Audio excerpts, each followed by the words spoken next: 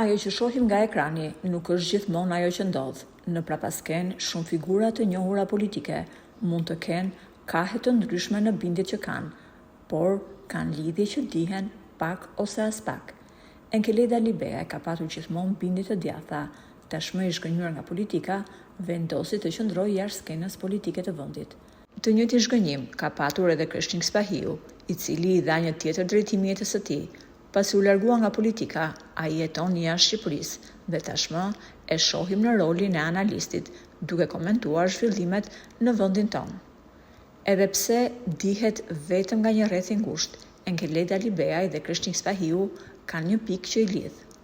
Gruaja e parë e Enkeleda Libeaj ka qenë avokatja Ariana Libeaj dhe Albanën, bashkëshorten e Krishnikut, e ka kushërir të parë.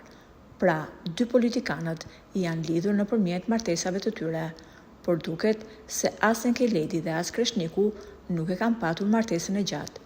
Krishniku u divorcua dhe pas kësaj periudhe u largua nga vendi, ndërsa Enkeledi duket se ka gjetur përsëri dashurinë.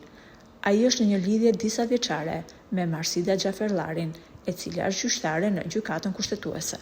Jeta ndonjëherë është e çuditshme, disa rrugë të bashkojnë dhe të tjera të ndajnë. Në politik, qëndrimet përplasen, por lidhjet njerëzore mbeten si fije të padukshme që ndonjëherë i kap vetëm historia. Rastësitë e jetës shpesh zbulojnë më shumë se sa debatet në studio apo deklaratat nga foltorja, sepse ajo që nuk shihet në ekran mund të jetë ajo që flet më shumë për njerëzit pas politikës. Çfarë mendimi keni ju për këto dy figura të politikës shqiptare? Mund të na lini mendimin tuaj në komentet poshtë videos.